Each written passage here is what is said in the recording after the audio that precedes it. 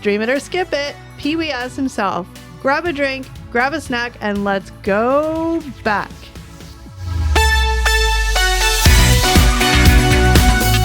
Hi guys, and welcome back to another episode of Gen X Unfiltered, the podcast. What's up, everybody? Hey. Steve, Eric. Hey, guys. What's going on? Kelly, Hi. Steve. Happy Welcome back. Yes, happy Saturday, everyone. Yes, Yeah. it's Saturday at the time of this recording. It is. It's kind of a gross day out there, but a good day to stay inside and record a podcast. Yes. Yeah, you know, it's like basically summer, but like winter. But whatever, I digress. We're waiting for summer to kick off here. It's not happening yet. It's already but that's like fine. June. As of today's date, which is May 24th, it is winter out. That's right. Happy Memorial Day weekend to all our American friends listening and watching. I think- Enjoy the long weekend, everyone. I think that this podcast is going to go out on Tuesday, so they would have just That's finished true. up their Just weekend. finished. So hopefully everyone had a safe one. Hopefully everyone says all their fingers and toes and they just lost the Didn't fireworks. blow anything off, for sure. Yes. But like we said, we at the beginning, the title, it gave it all away. Spoiler alert. That's right. We watched the documentary on HBO Max about Pee-wee Herman himself. That's right. And if anyone follows us on Instagram at Gen X Unfiltered, I spoiled it for you guys yesterday. So really funny because I was scrolling on Instagram and I was like, oh my God, that's so I was going weird. to say, did anyone notice? No one hold guys on. commented. I Let wasn't me, sure. let me finish. I was like, well, Eric never is on Instagram. But I was scrolling. I was like, oh my gosh, that's so weird. Somebody's watching the same documentary as us. And then I realized it was our account that posted. That's right. It took me a minute. Eric's never on Instagram, so Yeah, I have to add our account to my Instagram. Are you effing serious? You don't even have do you even follow the account? I don't think I do. But don't be like Eric. Give us a follow. Gen X Eric's the Unfiltered. worst. I'm the worst example. Yeah, exactly. Just don't do what Eric does. Yeah, pretty much. That's his motto. I'm going to get you a shirt that says, don't do what I do. Ooh, that's a good shirt. Don't do what Donnie don't does. There we go. The Simpsons That's a reference. good reference. Yeah. Let us know. Yeah, I didn't know that. But I'm Yeah. going to No, I get thought I'd do it last night. We were doing a little research because this premiered last night. We watched the official hot off the premiere presses. on HBO. Before I even give the little synopsis, I'm just going to say that I went into this not caring, not wanting to watch it. Yeah, you didn't have a whole lot of. I think Pee-wee Herman's the most annoying character on the planet. I never watched the show. Even seeing clips of it just make me want to rip my eyeballs out. So that's Whoa. where we are with that. I thought like every kid our age watched Pee-wee Herman growing up. Yeah. Not me. But not you. No. But anyway, we'll get into more of that. But I'm just We won't hold it against you prefacing. for. yeah. I'm prefacing with saying that like I was not enthusiastic about doing this. Well, you didn't hide it very well, so that's all right. Yeah. No, that's fine. Yeah. Just saying, okay. So really quick synopsis of the documentary in case of those of you that don't know what it's about. Wow, that was a tongue twister. It's too early in the morning. Actually, it's not. It's like dinner time. Maybe that's the problem. It is. We have some low blood sugar going on I'm here. in my afternoon slump. Okay. All right. The HBO documentary Pee-wee Herman. Nope. Sorry, guys. I'm going to make sure I'm correct. The HBO documentary Pee-wee as himself offers an intimate two-part exploration of Paul Reubens, the man behind the iconic Pee-wee Herman character, directed by Matt Wolf. The film draws from over 40 hours of interviews conducted before Reubens' death in 2023, providing a candid look into his life, career, and personal struggles. So we kind of broke it out just in our little notes. We broke it out kind of like boom, boom, boom. Yeah. Well, because I mean, the documentary is really just, it's really just a chronological from Oh, yeah, exactly. growing up and Okay, so all the way through to. I the want end. to ask a first question, and it doesn't have to be a detailed answer, just sort of like a quick question, a quick answer. Yeah. I'm saying be careful. I'm seeing that wall just leaning against your back. Well, I moved my chair away, No, I that's know. why, see? That's it. I know. I'm just saying I can see it Woo, leaning the whole against. set's going to fall down. Yeah. So just be careful. It's fine, I'm not, I moved my chair. He always says be careful, but 90% of the time I don't even do anything. No, I'm just saying I can see it leaning like right against you. So, anyways, carry on. It'll be part of the Yeah. show. If the walls come down. All right. You're acting as a support beam right now. It's fine. If Yeah, the that's- walls fall down, your hometown. Isn't that a song? Oh, yeah, that Yeah. is. It's better than Sound Yeah, Clash. like, yeah. They're all looking at me like, No, I knew what you were doing. I just didn't know if you were going to Yeah. say some more or what. that's all I Yes. knew. It was the hamster was Random going. Canadian 2000s group, Bedouin Sound Clash. That Yeah. we've like seen in random festivals 872 Yeah. times. Yeah, Yeah, seen there, a few was a times. time where they were popped up at every like small festival in Southern Ontario. Yeah. Okay. Yeah. Anyway, back to All right, the let's go, topic yeah. at hand. Yeah. Wow, you can see where our ADD brains are today. Yeah. Okay, so first question. Was the documentary...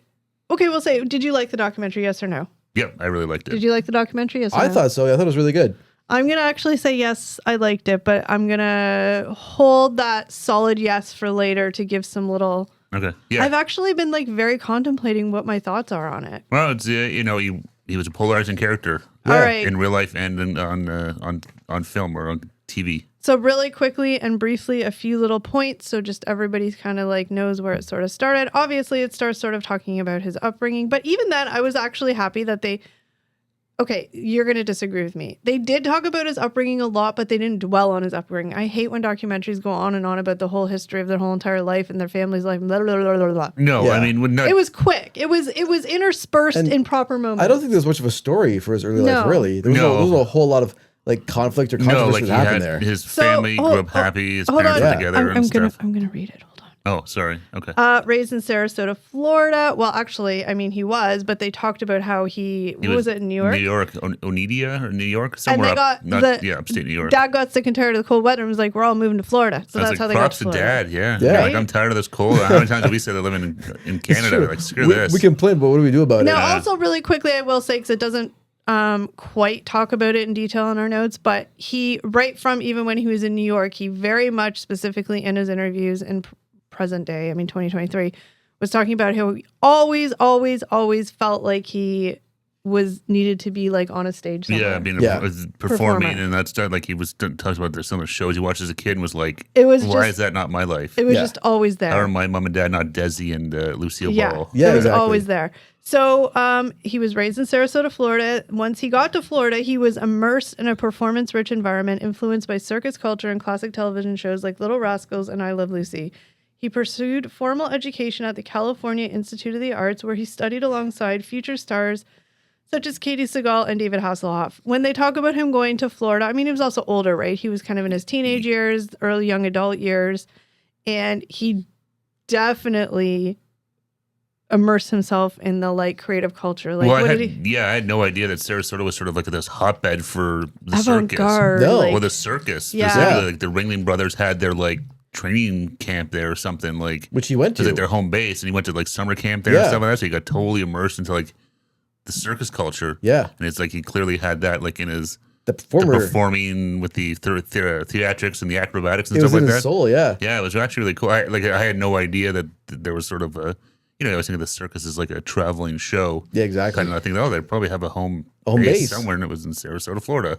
Yeah, and so he got very much immersed. He was he used the word like avant-garde, right? Like very like. Well, he got into like the arts and stuff like that. Yeah, and him and his like girlfriend in high school got into like the indie film scene kind of thing. Like Andy Warhol, he talked about a lot of photography. Like that, photography. He was always very like. I just lost my train of thought. He's very artsy, I guess is the word. Yeah.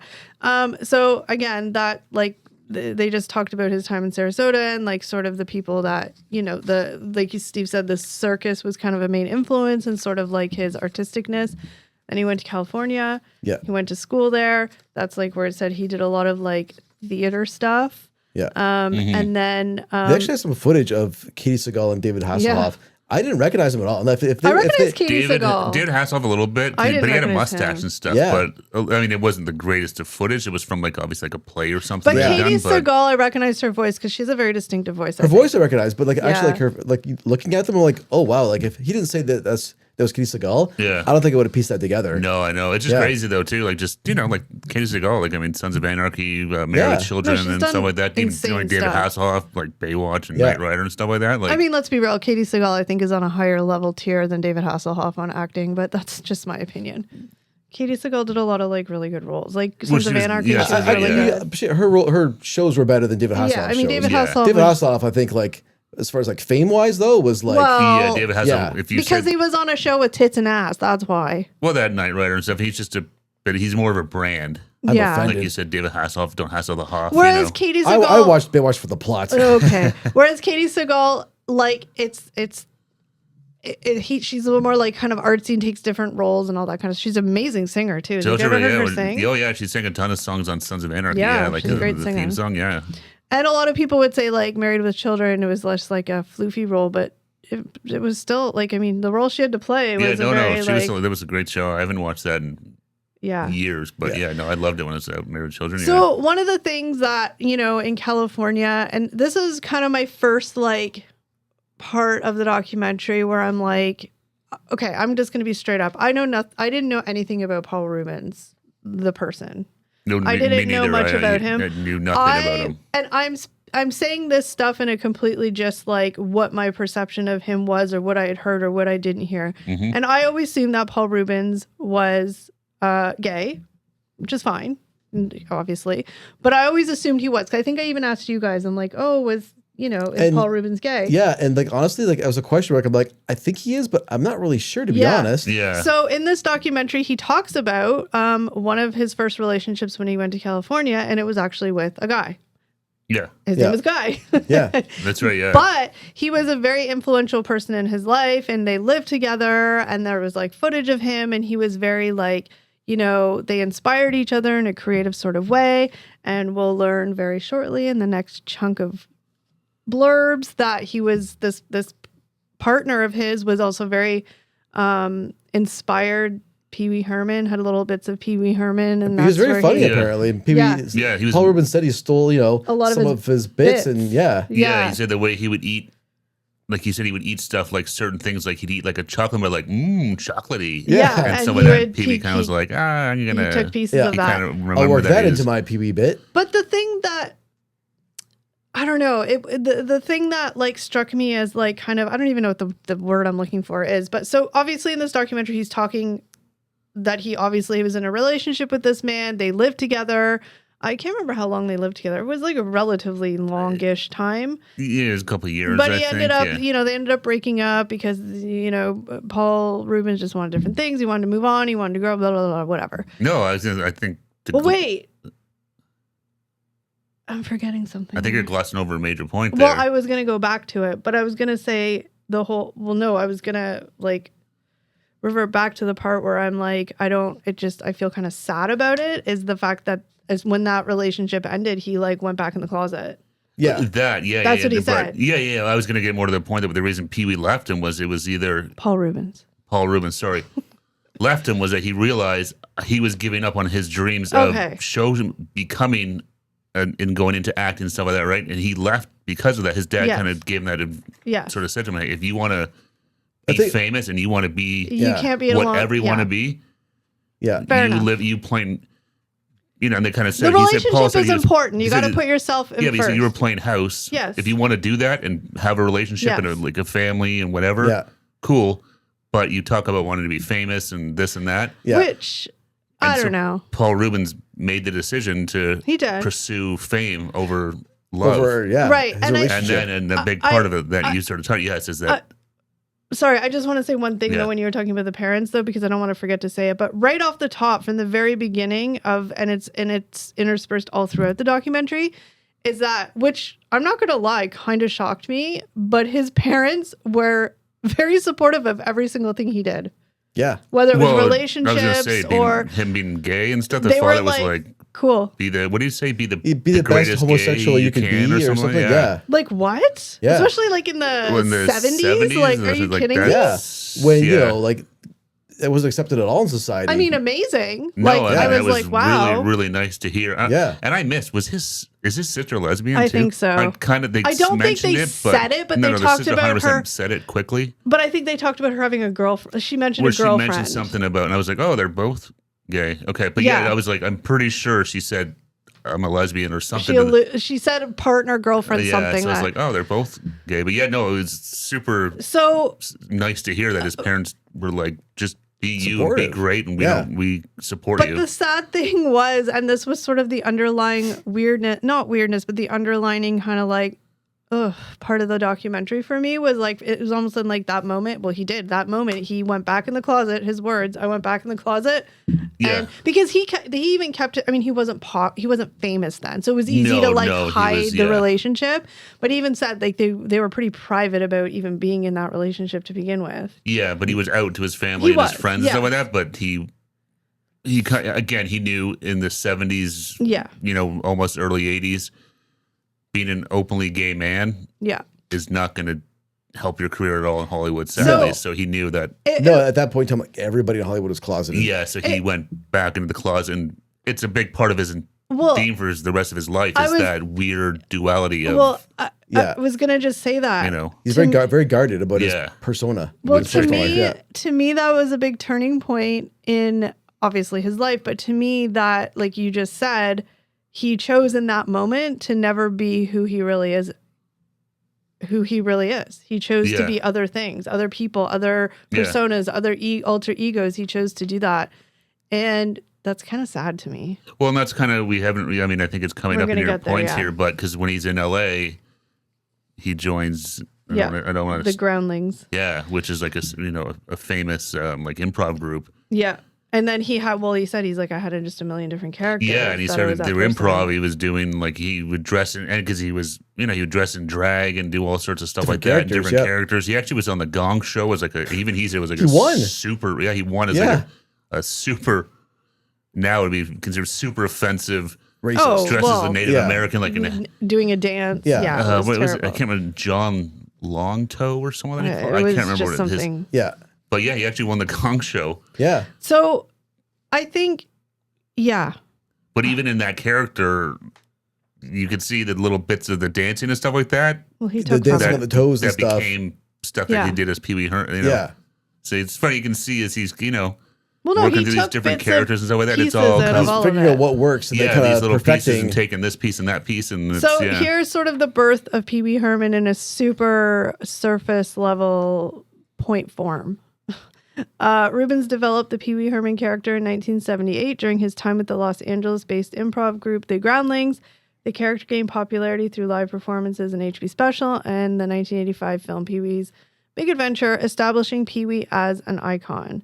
So the Pee Wee Herman character, one of you, maybe Eric, you can talk about how that's sort of, when he talked about how that kind of came to light. Do you remember? No. Okay. The Pee Wee Herman character came to light. It was just he took bits from he was inspired by his former partner. He was inspired by the different characters he was doing. He just took little bits and pieces. Yeah. But he also, I can't remember, he did talk about sort of like it wasn't initially for children.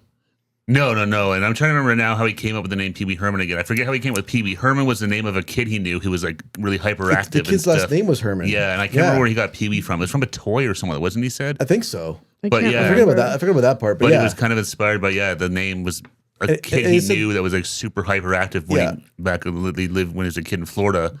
And it was kind of... And he thought the name was so weird that people would think it was real. Yeah, he's like, no one would come up with a fake name like Pee Wee Herman. Yeah. He was like, because he said he's like, Rock Hudson, Cary Grant, those are stage names, but they sound like not like, no one named their kid Rock Hudson. I would name my kid Rock Hudson over Pee Wee Herman.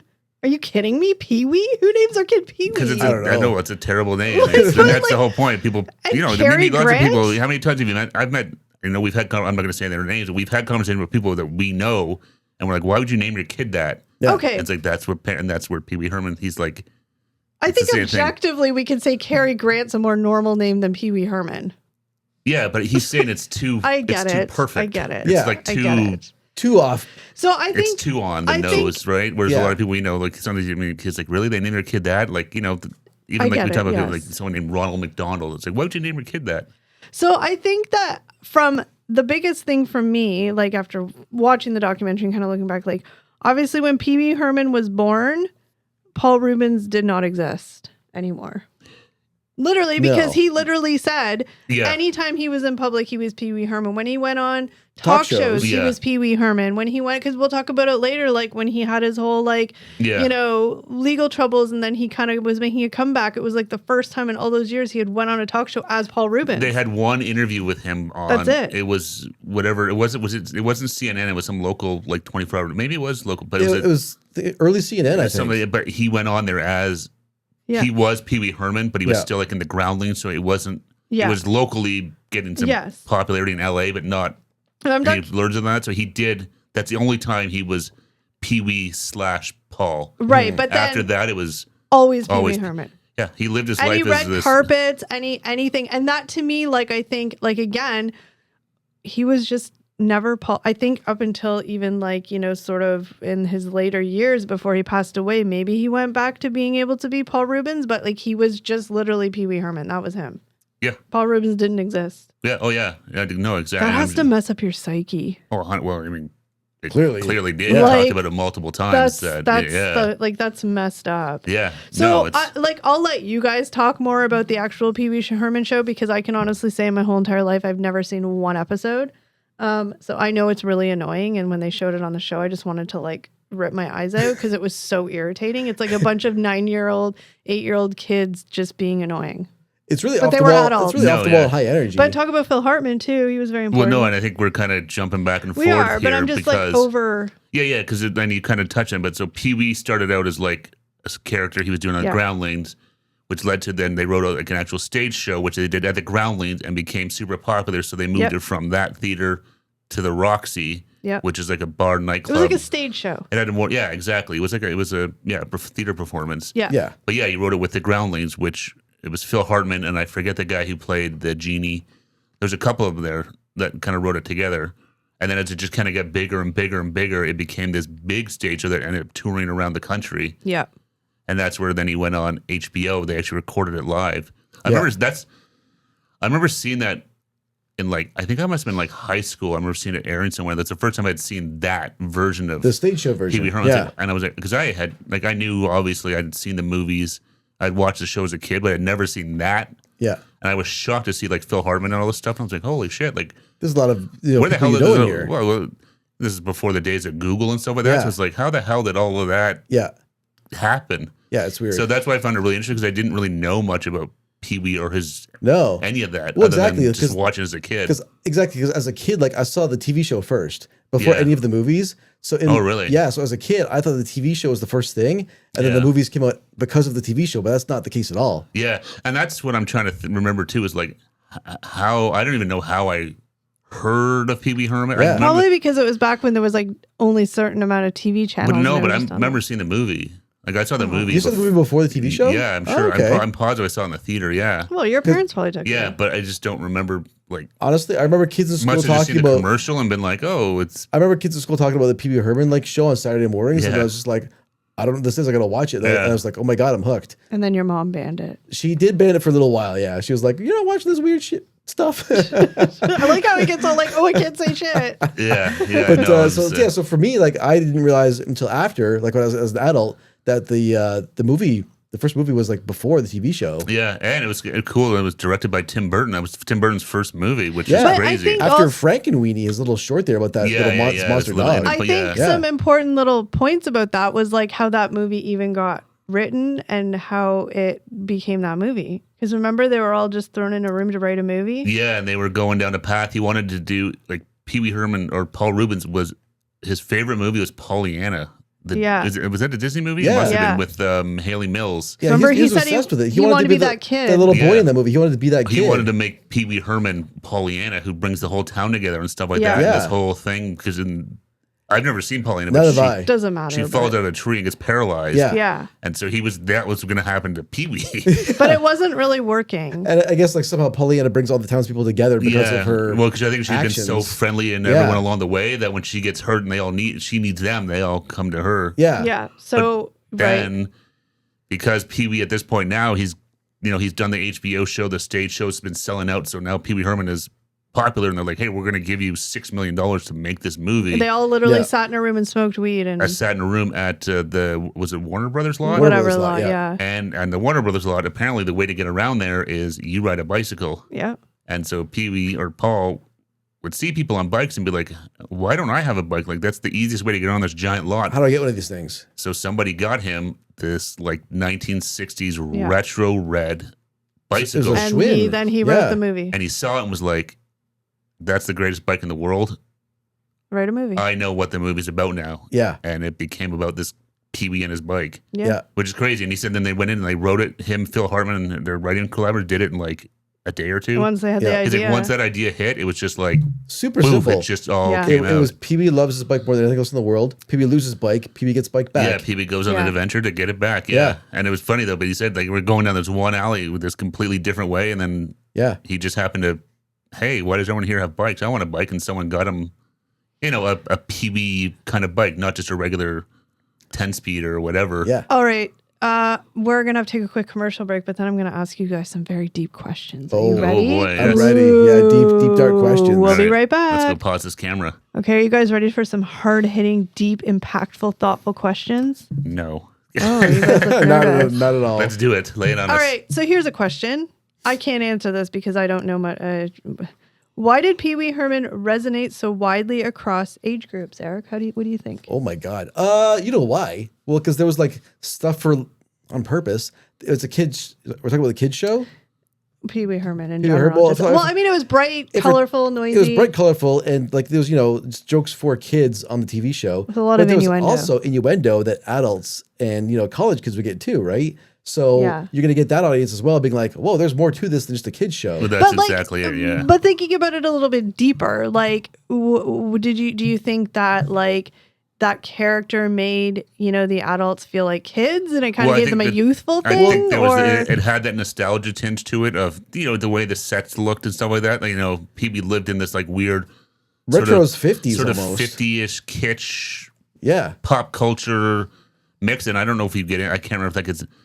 But, like, he had, like, even it's kind of a cool story. Like, all his set design and stuff was done by, like, guys that he met through, like, the punk movement. A punk artist, yeah. Punk was coming up at the same time, and just where the Groundlings were located happened to be kind of in that area in California where the big punk scene was. And he met an artist who did all the local posters for all the punk shows. It definitely had its own style. And it was cool to see. It's like, you can totally see, like, when they showed the posters that the guy was doing for like the Black Flag and all this stuff. And one of the person who worked on the production, I thought was a really interesting comment. They said, I was so glad the puppets didn't look like Muppets. Because back in the 80s, everything, if it was a puppet, looked like Muppets, where these right? Look, and we met like Flory. It was a bunch of floorboards, and they're like, and Pee-wee loved the weirder, the better. Yeah, exactly. He wasn't like, no, just give me like a man, bald guy, old man, or a bird or whatever. It was like, it was says, really cool. It says the show's aesthetic was shaped by artists from the punk and underground art scenes, reflecting a DIY ethos. Ethos, yeah. What's ethos mean? No, it doesn't matter. And breaking conventional norms in children's programming. So, I mean, it had all the points for like little kids. It was bright, it was weird, it was funky, it was loud, it was noisy, which just hurt my brain. Look at how it opens the show. He just comes up screaming through like the window of the door. Oh my God. Holy cow, the rage I just felt by you imitating that. Why does that just make me so ragey? But if you're like a 7 or 8 year old kid, you're like, whoa, my God. As a kid too, because it's clearly he's an adult. So as a kid, you're like, wow, this adult, it's not another 7-year-old doing this. It's, it's this crazy, 30-year-old man. Boy, whatever. Can I ask a question then? Another question? Yeah. Do you think the duality of the like kids/adults made for both, but not, but kind of, but yes, would work today? It does work today, I think. Look at like South Park, Simpsons still, like Family Guy, all those things they're Scooby-Doo's full of innuendo. Yeah. If you go back and watch old Scooby-Doo stuff, oh yeah. Okay, but that's old. I'm talking about I think it's always been, there's like, I think it gets I think like Family Guy, even the Simpsons not as much, but like Family Guy, South Park, I would beg to differ. Those are adults. Yeah. Those are not children's adult shows. Oriented cartoons, but I think you can still get away. I think still do. You watch some new Disney things and stuff like that. Hold on, a question though. Do you think like Simpsons when it first came out had the innuendo, or did that change over the years to bring no. I mean, I think. Definitely not like season 1, but I think season 1, The Simpsons didn't know what The Simpsons was at that point. Yeah. Right? So that I don't know if you can really count that. The Simpsons was trying to be like an animated sitcom to start, really. Yeah, but they got into, like, as they got their footing more, but the season 1 and 2 stuff, like, they were, like, like, look at Homer, Bart, like, they were just trying to suss out the characters at that point, but... Yeah. Okay, well, interesting. Yeah, I think they still do, and I think that's how you get that cross appeal, and I think you see it in, like...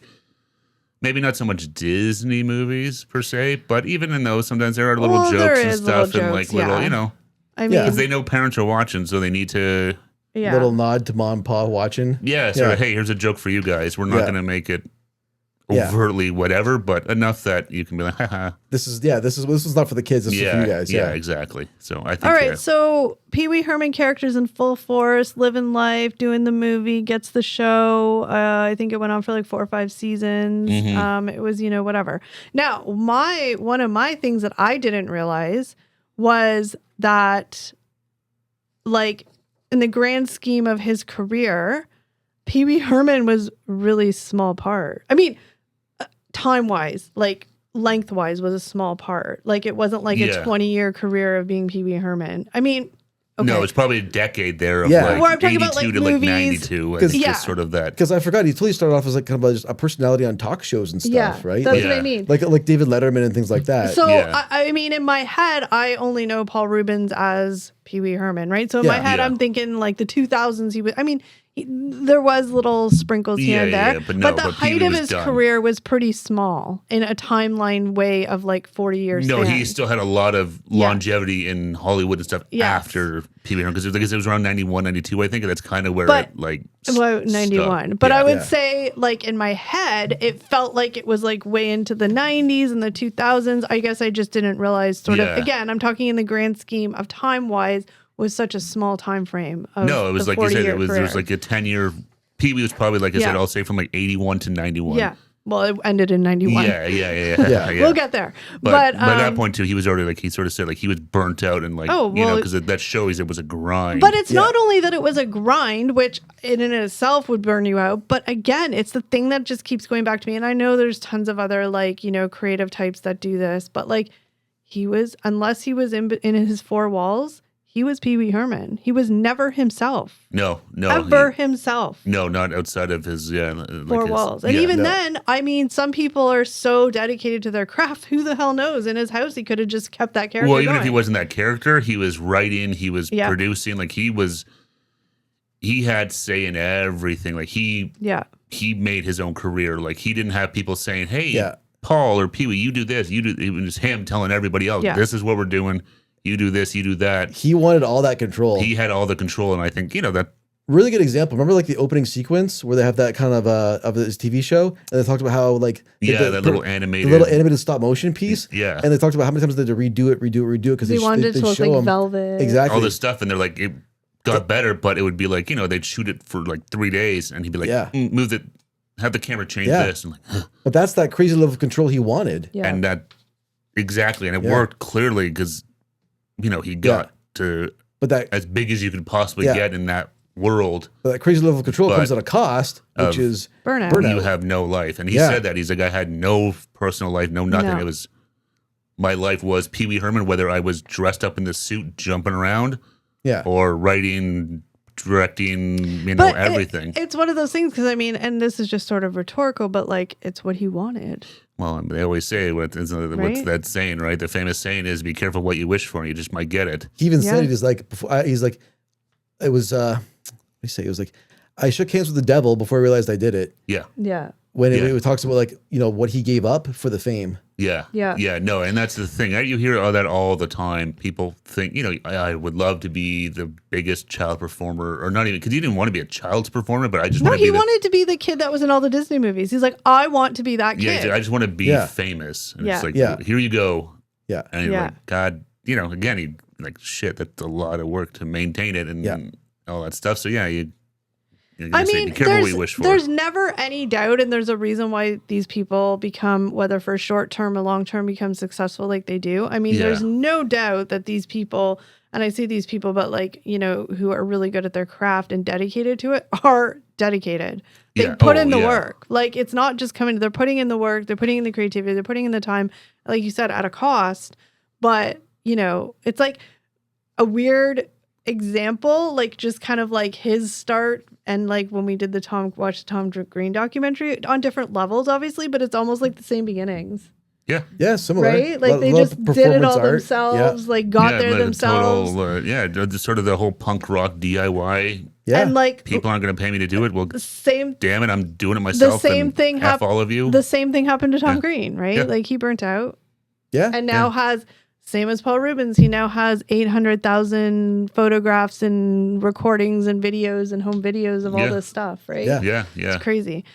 So one of the biggest things, like I kind of said at the beginning, and I feel like it's probably been a discussion in the world as far as like, Paul Reubens' sexuality. Not that it's not anybody's business, but he's definitely, I feel like, always been, well, in this documentary, he was as well, but never really like yes or no. And again, nobody's business, but as a Yeah. public figure, people are going to like question and wonder, but he's never really said either way about anything about his Well, because sexuality. he would talk about basically saying, basically would say, like, I'm gay.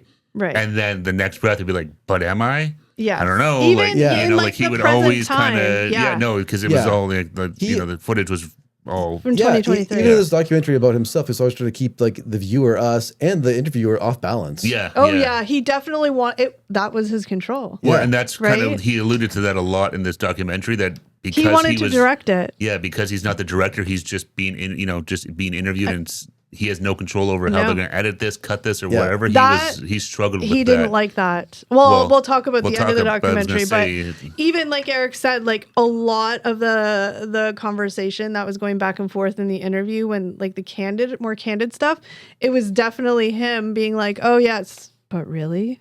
Yeah, it's control, but was right? I? Yeah, exactly. And it's like when the one thing he made a joke about is like, you guys have had me, he's facetious, but it's like, you had me here for hours and haven't fed me.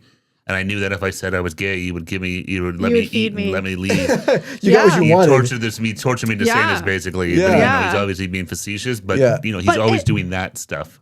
So, but part of me was wondering, like, is he doing that because that's always what he's done? Or is he doing that because he's just really, obviously he knows he's gay, but like he just doesn't, he's too scared to admit who he really is, because it's probably been a long time that he's ever been who he really was. The thing, maybe he doesn't even know like 100% who he actually is. Or just he's still not 100% comfortable to say it. Yeah. Being that he's still Pee Wee Herman. Yeah. I don't know. But who knows? Yeah. So he did talk a lot throughout in different parts of the documentary, the challenges of maintaining his private life while embodying a public persona. And I can't even freaking imagine. Like, okay, a really small comparison, and like, don't at me anybody. I know this is a bad comparison, but I'm just saying, look at like the three of us are pretty much who we are on camera in real life. However, when a camera's in your face and a microphone's near your mouth, you also put on a little bit of a persona. You smile a bit more. You have a little bit more pep in your voice. You have a little, but imagine having to do my real voice. No. If you think this Eric's a prick in real life. No. But I'm saying, hold on, you guys ran my train of thought. You guys make me mental. What happened? I'm just saying. But like, I'm just saying, so imagine having to be quote unquote on, even at our baseline level of being on 24/7 as soon as you walk out of this house. And I mean, I guess everybody to a certain extent kind of is. Yeah. But like, we're talking about somebody who, was a completely different person, different voice. Well, look at him when he's not, like they have, like, because there's a ton of home footage in this thing. Yeah. And when you see him when he's at home, he's got like long hair. He's unshaven. He's wearing like... He liked feeding the deers. He loved animals. He had a beautiful house in the Hollywood Hills there. But, like he does not look like Pee Wee Herman at all. No. And that was... We get to his, his mugshot, and he sort of said that. That's the first time people saw what I look like. Paul Reubens, because they did not look... I remember seeing the mugshot, and it's like... Yeah. The hell happened to Pee Wee? Yeah, you even described it as it's like my Charles Manson mugshot. Yeah, because it's like he did not look, Pee Wee with the red lips and the like pancake makeup and stuff like that, to like long hair, like, because he was a massive pothead too. Like he loved his weed. Oh yeah, well that's how he wrote his first movie. He said they just Pee Wee was built by marijuana. So he reveals that he's openly gay during his early career. He admitted, like he said that very fully. He talked about Guy, his partner, like very openly. But then he chose to conceal his sexuality as his fame grew, fearing it would impact his career. I get it. It was the 70s, the 80s. I mean, being gay in Hollywood, being gay anywhere was not a pleasant experience, unfortunately. Imagine there was no way that they would have had a homosexual child TV star. No, back then in the 80s. No, God, never. That never would have happened. No. But was the cost worth it to hide yourself for so long? I don't know. I mean, only he can answer that. Well, obviously, it was rhetorical, but like, because I'm sure it still happens in Hollywood and stuff like that. 100%. Oh yeah, for sure in sports all the time. Like, oh my god, But look, you can be gay and play hockey. You can be gay and play baseball. Yeah.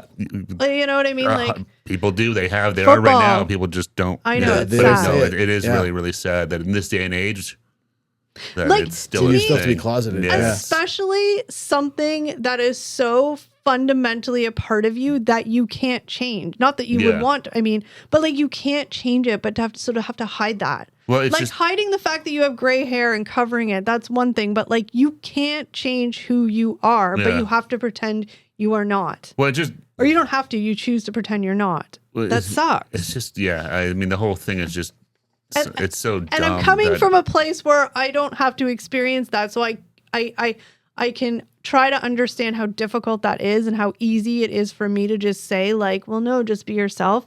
I get it. But like, I just wish that people felt safe enough to be themselves. Well, and not who gives a shit. Well, exactly. I always, are you an asshole to me? No, literally that's all I care about. It's the golden rule. Treat people like you want to be treated. Who gives a shit what people do at home? Literally don't care. It makes no difference if you want to be an actor, a singer, you want to throw a football, hit a golf ball, play hockey. Like, who gives a shit? It's just sad. It's just really sad. Still, nowadays, people still don't always feel safe enough to be who they are. It is very, very sad, yes. Because it really, So that was obviously, I mean, again, I think as... I think there was always the quote unquote, for lack of a better word, like rumor mill that he was gay. Again, it shouldn't have even been a topic of a discussion, but I think because he just didn't say anything either way, it was a topic of a discussion, but whatever. Yeah, I don't really know, to be like, and that's the thing, like during the whole Pee Wee Herman era, I was pretty young. Well, I mean, you were young. Yeah, so I don't even know if that was like. No, I mean, it was probably more later on after his controversies that it started to be like, this guy's. Something up here. Yeah, some weird stuff. So here's a question. Do you think that you can ever fully separate a performer from their persona? Oh, separate the artist and the art? Yeah. Oof, that's tough. I don't think so. I don't think you can. Because I don't think so. It's like having a split personality. You just become that other person. There's so much of... But that happens all the time now. Yeah. People try to justify like, well, R. Kelly, for example, right? People are like, I like R. Kelly's music, but I don't like the man. And they try to make that separation. You can't, though. The man made the music. Well, yeah, exactly. Yeah. And that's the struggle some people have, right? No, and that's the thing. You realize that, hey, not everyone is always great and stuff like that. No. But in terms of like, it's weird because, I mean, Pee Wee is a character. Right. Not, it's hard to... I don't know. I mean, but Paul and Pee Wee Herman, I think, are just one and the same in so many ways. Well, like, it was a character he put on, but let's remember there's pieces of his personal life in the Pee Wee character. But hold on though. But let's remember there's a difference. So you hear of actors all the time who take on a movie role and they literally immerse themselves in that character. So for that's 3 months, they are that person. They, go home at the end of the day, they're still that person because they want to stay in that character, right? And be as much of that character as they can. Yeah, like Daniel Day-Lewis. Right. Does that, yeah. A lot of them do it. But like, I'm just saying, so like in theory, like Paul Reubens, when he was Pee Wee Herman and the show was going crazy and it was doing well, like he was, but I guess this is an example because like it was sort of a controversy that sort of ended Pee Wee abruptly-ish. But like, I'm just saying like, once that Pee Wee era was over, I feel like he was still Pee Wee though. I feel like he was so ingrained in that character. Oh, I think so. Because I mean, there's pieces of his personality in there, whether it's subconsciously done or not. There's going to be things that, Well, I'm sure for a year after that show, I'm sure he was constantly here's the thing, doing though. it. But 20 years later, he would still, I'm sure occasionally would have a. Here's the thing, though. Maybe because he was, I'm getting deep, guys. Maybe because he was hiding so much of who he was to the public, obviously his sexuality, a big part of him, the Pee Wee character was the safe space to kind of like be a part of himself, but not really. Because like you said, you always have bits of your real personality in those characters. No, I think but like it was like a mask. It was like armor. It was an armor. It was a security blanket. 100%. And I think, which is why even like years and years and years and years later, he still, when he went on talk shows, he was still Pee Wee Herman. That one talk show he didn't. But even then, remember, he like, the first thing he did was talk in the Pee Wee Herman voice. And then he was like, no, this is my voice. Oh, you're talking about on the Tonight Show? Yeah. Like, so I mean, the cue cards? Yeah. So I mean, that was like, Pee Wee was his mask, maybe. Well, to protect 100%. himself. Yeah. For No, sure. it was a character. There's a reason why. He made a comment about that. He realized once the Pee Wee Herman character, when he started doing it, and it was like, hey, this is, he could see like, hey, this is working. People are digging this and stuff. And he made a conscious decision that Pee Wee Herman is going to become famous. Yeah. Not Paul Reubens. Yeah. I think he struggled with that, but it was a conscious decision that I'm going to not be Paul Reubens in public ever again. No, he wasn't. He wasn't. Now Pee Wee Herman, and that's when he really. But that's dangerous. Yeah, well, he dressed up as Pee Wee on the street, and he saw the reaction he was getting from people looking at him. And stuff. And he realized, hey, I'm connecting with people. I'm getting a reaction but isn't here. that dangerous? Like you're just literally living your life as a made-up character. Yeah. Well, it's hard because I mean, But it's an easy way to hide. It is. Well, not even that. Just it's an easy way to get burnt out, regardless. Because you can turn it off at the end of the night, but you do that day in and day out. I mean, not even. But look at how many YouTubers you see. People being like, "I can't do this anymore. I don't care about this topic that I've been doing on YouTube about day in and day out for 15 years. Like I'm done. I just need a break." It's like the little mask where you turn on that camera and you have to have that little extra sit up straight. You're like, I'm over it. He hit that mark. Like he was clearly.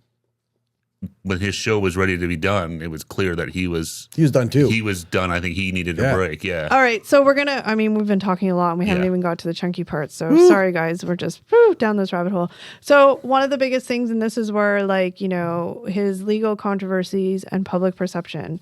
So the documentary does address his 1991 arrest for indecent exposure and the 2002 investigation related to his collection of vintage erotica. Reubens denies allegations of, I'm not going to say that P word, and attributes to the negative media portrayal to homophobia and public misunderstanding. So really, really quickly, I am the first to admit, again, I knew nothing about Paul Reubens. I heard about the scandal. I remember the mugshot. I remember I had a perception and made up my own narrative of what he was arrested for. Watching the documentary and hearing and reading about it myself. Yeah.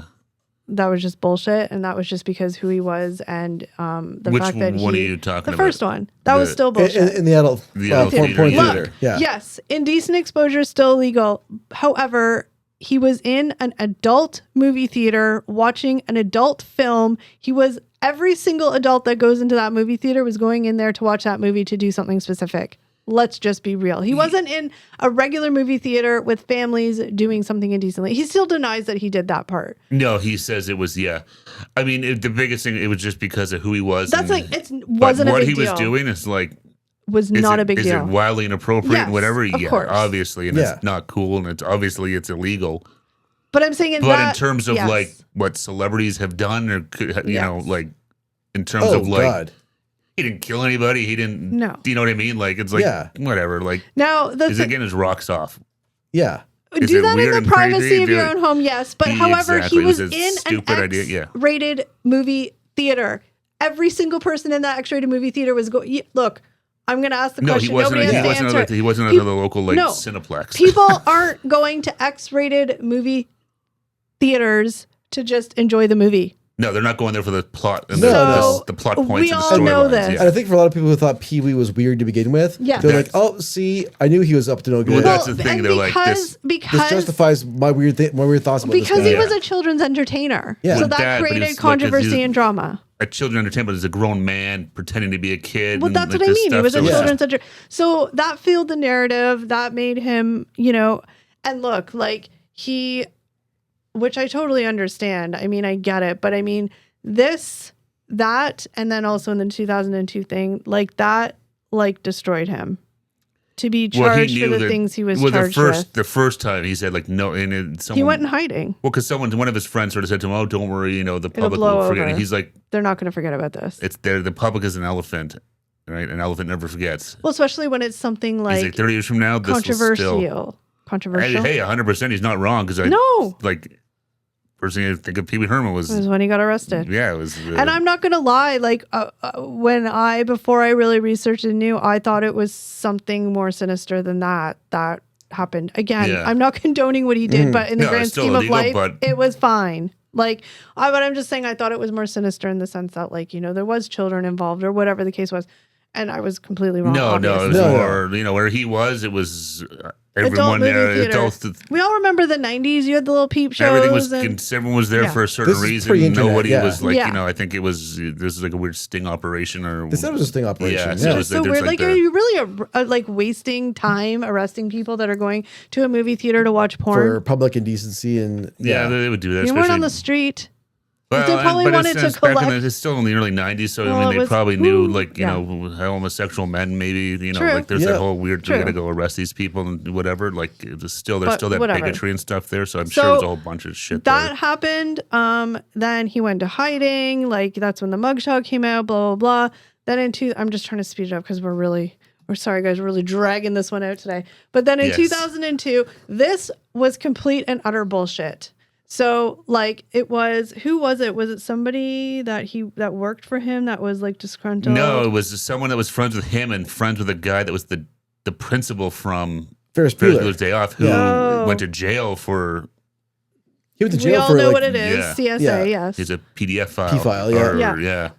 We're just going to refer to it as CSA. So So, that's but yeah, all. so I kind of, but yeah, somehow there's a connection between the three of them and this other person who then called the cops and said, "Hey, go check out Paul Reubens' house. He's got same stuff. same stuff there." Bad materials. And Paul Reubens, if you see his house, like he Hoarder. collected everything. Oh yeah, his Stuff house like is it's packed. crazy, like a museum almost, like full of stuff. The thing that gets me the most in this little block of time that they're talking about this in the documentary, or he's talking about it, is the amount of time. And look, let's be real. If somebody is looking at inappropriate material, CSA material, it's going to be easy to find, right? Like they're not just going to have one tiny little thing hidden in a corner. There's going to be stuff scattered around.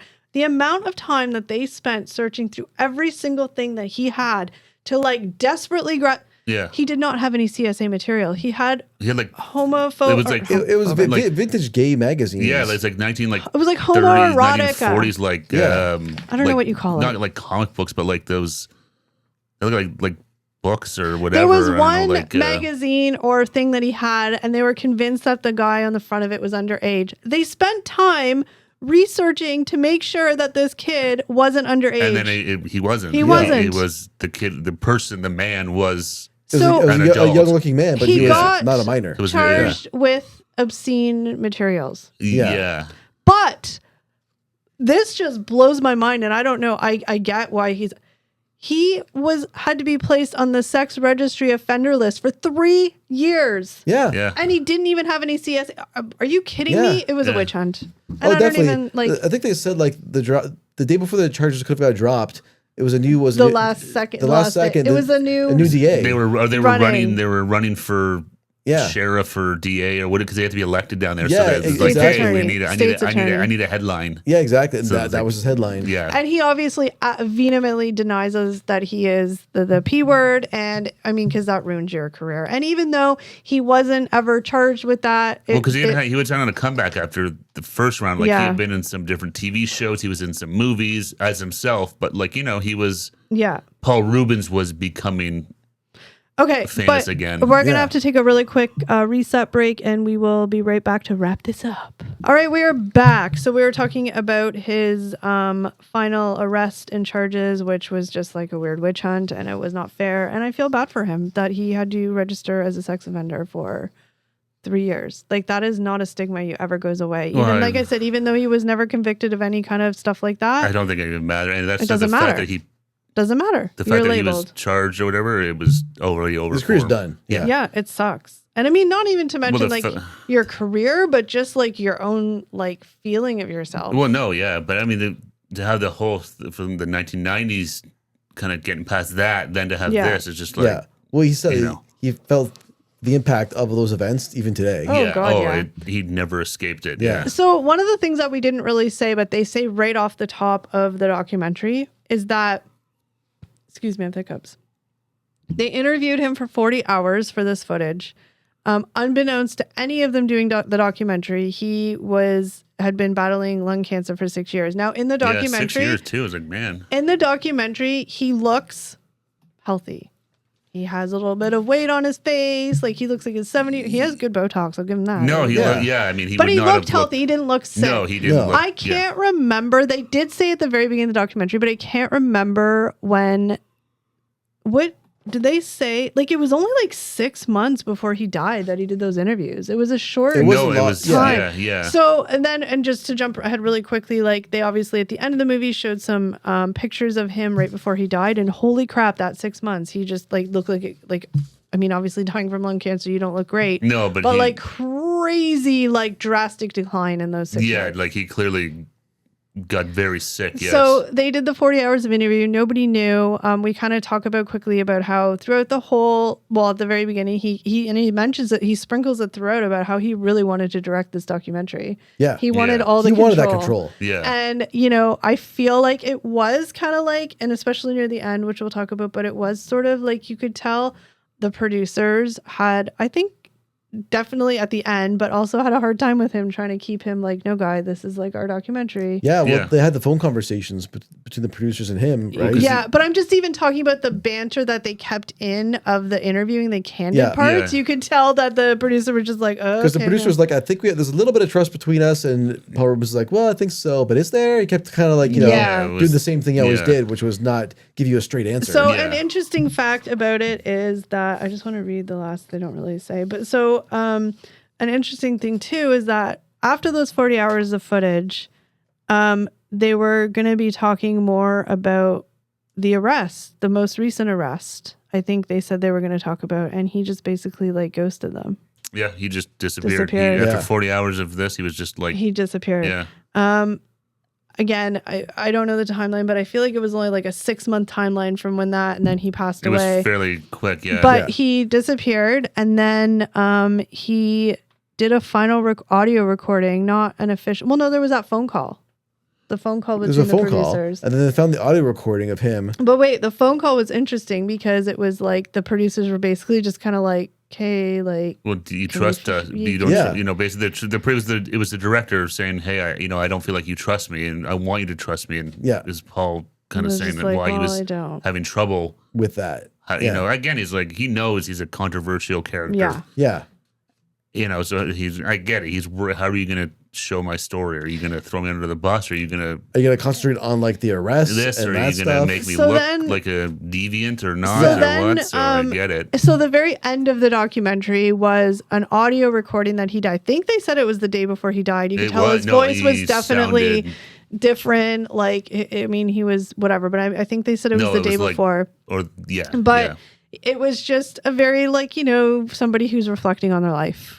Yeah. I mean, that's just basically what it was. He was devastated about the fact that he was labeled this predator. He rightfully so. I mean, I can't imagine. And I find it interesting that was like kind of one of the things he said. So I mean, obviously, it's something but like weighing on his mind throughout his whole entire life that he was labeled as this person. Yeah. And just like some reflection. And then, he ultimately, unfortunately, passed away. But it was a weird power move in a way you think about it. That's what I was about to say. I think it was a big FU to everyone. Yeah. Because in that recording, questions. He said, I've decided I want to finish off the documentary, and here's my ending for it. He waited to the last minute. Yeah. Well, I mean, that's how I took it, as it was him as his final way to say, I'm going to tell you my story. Yeah. How I want to tell it. So there's a couple. Do with it what you will, but you can't ask me questions here. There's a couple. No back and forth. Just this is it. There's a couple of really interesting things that, I think the documentary was good, but it left me questioning a few things that I just don't know. Like, it's like sort of these in your mind, like your Roman Empire, you sort of think about it. Oh, I just forgot what I was going to say. Literally, did you just literally see the life drain from me as I forgot the light go out? I felt it derail. Yeah. Okay, I'm going to be honest. And this is it doesn't matter what I think, but I'm just saying in a completely just my perspective of watching this and the little I knew about him. I can't tell if he was a good guy or not. And when I say good guy, I don't mean fundamentally to the core, a good guy. But I think he lived a life in narcissism. I don't think all narcissistic people are evil people. No. But he definitely was narcissistic. Well, he definitely stepped on a lot of people along the way. He didn't have a whole lot of sympathy for a lot of them. He was lonely. He said that. Yeah, he was lonely, but regardless of that. Well, what he did to Phil Hartman, Phil Hartman, he said that was his thing. He's Phil Hartman was not a big fan of Pee Wee Herman. He thought he didn't get any credit or payment for helping develop and build. What did he say in response to that? Well, he's he became Phil Hartman obviously, but at the time, no, but that's clearly what he said on the documentary was Phil got SNL, so boo hoo. Yeah, here's the world's smallest violin for you, Phil. No, I know, but I'm saying at the time before that all happened. Yeah, but I'm saying Pee Wee's response was Phil got his credit, so shut up. Yeah, he had no sympathy for. He's like, you got SNL, you're fine, boo hoo. Go away. I think that I feel more fundamentally overall sad about the whole story because I feel I don't know. I mean, I'm sure he was very talented. I mean, I don't have to like the product he came up with, but I mean, he was clearly talented. He captivated a lot of people. He was dedicated, but I just feel like it's sad because I think he lived 70 some odd years just never really being who he was. Whether it was when he was a kid trying to live in this fantasy world of like being other people and like wanting to be other people as far as like his personal life and like, you know, his relationships. Yeah. And he always just, I feel like was just obviously had a guard up. I wonder who he really was. As soon as he ended that relationship he had with Guy, he was always closeted in one way or another. Yeah. Whether it was like hiding behind Pee-wee or it's like or hiding in his house, like he wouldn't leave his house after the whole like porn theater incident in 91. Yeah. Well, interestingly enough, like it just kind of shows, and I mean we're speculating, right? But like I'm just saying, interestingly enough, how much impact that one conversation he had with his dad, because that ultimately changed his whole entire life. Yeah. Yeah. And sort of the one thing we never talked about just totally quickly was You can hear it rustling. Oh, sorry. Sorry, the one thing we never talked about was Debbie Mazar. Was that her name? Oh, yeah, because The there was actress, a whole but- persona that they were dating. Yeah, well, they were friends and, you know, just really She good friends. helped him after the arrest. Yes, Yeah. that was his first public appearance. They staged it because Yep. that's what celebrities do. Celebrities They hire their PR crisis team. Yeah. It was him coming out for dinner with her, so they even, you know, they had They that. never said they were dating, but the assumption was they were. Well, just to show Paul Reubens with the actress coming out of a restaurant, it's like Yeah, look, people can draw their own he's a conclusion. normal guy having dinner with the lady. Exactly. Yeah. So it's just and I think that's a big part of it. I don't know if he would have, you know, if Paul Reubens started now, would he be as hidden? I think I don't so. know, but I think that's just who he At is. the time, he knew he wanted to be famous. Again, a 23, a 28 or whatever he was, gay man trying to become this weird children's performer. Yeah. In 1986 would It's not gonna never fly. happen, and he No. knew that. So he, you know, he had a very strict. This is He drew a hard Paul at line. home. This is Pee-wee public facing, and there was no But it's just interesting. back and forth. There was there was a wall there that It's just interesting, though, that, like I said, watching him in the present day in the documentary, like 2023, as a 70-year-old man, how he just still couldn't. He was still putting on an act. well, because he'd been because again he had that Yeah. there was that wall And I that feel the like public obviously. never saw behind. Yeah, and I feel And I like think he just- obviously the director, that was probably one of their main goals, and producers of Well- that documentary was to get that to fall, Yeah. right? Well, you want him to be like vulnerable and reveal like his true self. He wasn't vulnerable in that at Well, all. he wasn't. because he's always had that that wall. like- He's been doing it for so long.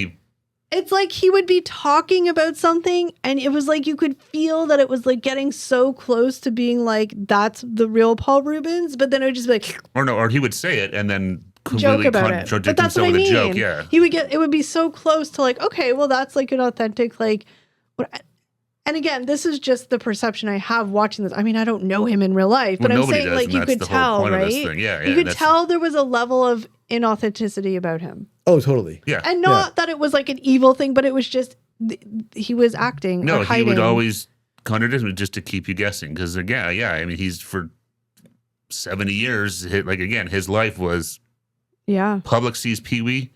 Paul Reubens is my family friends only. Do you think He didn't want this I is do mix. this is a could not completely just completely open it up. this is a completely like I get it. It's gonna blow your both of your analytical critical brains apart because obviously nobody knows the answer to this, but more of a deeper thought question. But like, do you think, well, either like based on what you watched or if you had to put yourself in those shoes, do you think all that was worth it in the end? I don't know. I would no. No, I don't think so either because like I mean, yeah, I don't know. I mean, it's hard. It just depends on what your values are. Well, that's the thing. I mean, he's left this legacy of Pee-wee Herman, which made millions and millions of people laugh But and maybe- smile. Is that it means a lot to like Generation X people. But what maybe- he gave up to do that, is it worth it? You'd have to ask him. Well, Yeah, of course. because he said like he never felt that kind of love with anybody else they had with Guy to start off with, right? Yeah, Like, yeah. So That was the one that got away. That relationship and But- the ending of that relationship changed the whole trajectory of his Well, life. exactly. Yeah. But he chose to end that relationship. Oh, Yeah. he did. Yeah. No, exactly. 100%. So, I he made the mean, choices. Yeah. So I mean, was it worth it? I mean, That's what I mean. I I don't don't know. know. It's hard to say. Like he got everything he wanted. He became rich. But he did became he? famous. Well, no, he did. But I know, but I mean, had all the trappings, and pitfalls that go with it. So because he's a regular dude like everyone else who makes mistakes, like he's only human, right? Like everybody else, except we all F up. When you're famous, you end up on the cover of the Inquirer and all this shit. I have to say, like, good or bad or evil or smart, whatever you want to call it, though, like, because I never really thought of it that way until I think it was you said that. But that last like audio recording of him, like the power move that was. Yeah, no, it was totally him saying, "Okay, I don't have the control here, but because I can't control one thing." He cut off contact and said, I'm not going to finish this documentary. I mean, and then in the recording, he's like, I've decided we're going to finish the documentary, and here is how. Yeah. I mean, in retrospect, I'm assuming he probably mostly started ghosting them because he was actively dying and nobody knew. Possibly. I'm part of it. I'm sure that was part of it. But I think it was more the control. I'm not sure where this is going, so I'm gonna. When I were talking about the arrest stuff, he got like whatever. Yeah. No, I think he was like, I'm not sure. I know what I've said on camera. I don't know how. He was very worried about how it was going to be. Yeah, so I think he was like, you know what, fuck it, I'm gonna just shut it down. And then was like, you know what? Well, I'll give you what I want you. Well, because he can't refute anything. Well, That's it. No one can ask a question. No one can say, here's how it went. Do what you please. I mean, say what you want about him. He's definitely a polarizing person. Yeah. I feel like he's somebody that, I don't know, at least for me, like I can't, and it sounds weird because it doesn't matter, but like I feel like I can't decide in my brain if he's somebody that like I can like admire or somebody that I'm like, you were just kind of I don't know. It's a weird. I have a hypothetical question for you. Oh, Eric wants to ask me. Yeah, I got a question for you. Okay. So do you think overall it was like a fair portrayal of Paul Reubens? And do you think Paul Reubens would be happy with it, seeing if he was alive to see it? I think it was a fair portrayal because I think even though he didn't have the control over the questions that were being asked and stuff, I think he had a lot more control than he may have realized or that they realized in the way that he answered his questions. Like you said, he would say something, turn it around, make a joke, make you confused, make you have whiplash. Oh my gosh, look at, he's giving a big revelation. Oh wait, he's joking, but is he joking? Yeah. So he had control. He had control in that. 100% he had control in that. Do I think he'd be happy with it? I don't think so, because I think no matter what, he's somebody that unless he has his hands in it. It's not his he's the editing suite controlling the final cut. No, and he even said when the one phone call, he's like, if I was in the editing suite, it wouldn't be good. Yeah. No, it'd be that's true. So I think no matter what, unless he was the one that was writing the questions, asking the questions himself and doing the editing, no, he was never going to be happy with it. What about you over there? No, I think exactly. I think they did a good job, and I don't think they did him dirty. I don't think they disrespected his legacy, but I don't think he would have. I think he would have still not liked it. Ooh, I can't believe they put that in. Or why didn't they use that? Yeah. I think he still would have. But do you think that in his own weird way, like the way he like even controlled the questions and the questioning, he's still... Well, he definitely was trying to steer control it. He tried to as best he could, but But at the very least, he made people like be like, oh, wait, is he telling? Is that really and that's where, exactly. So he tried to do it, but I think they did a good job with it. I don't think they did him dirty. I don't think they did him dirty. No matter what they did, he probably would have had... He felt he could have put a better product. He would have been like, I get it. I would be the same way too. But like, hey, they didn't include that story that I told them, or why didn't they put in that show? Well, he said that the producer is like, you don't know what stories I'm going to withhold from you. Well, hold on a second. We'll end it with this. He did specifically say in some part of the documentary, because again, sprinkled throughout, he kept talking about how he really wanted to direct this, and he said, and we'll kind of end it on this, but he said, if I was directing this documentary, it would be me showing all of my videos of me performing and talking about that. And then I did this, and then I did that. Oh, and then I did this. Do you remember that? Mm-hmm. I was like, right there, I'm like, okay. And I get it. I think anybody who's in that sort of a position has some sort of ego. Like, you have egos. You have to kind of be that. But I was just like, okay, right there. Now that I'm talking about it, I'm like, no, that's who he is. Yeah. He just wants the attention. Yeah. So I guess. But anyway, we'll wrap that up. Final word, stream it or skip it. I'm gonna say stream it. I thought it was a really well done documentary, and I think anybody who grew up watching Pee-wee would enjoy this.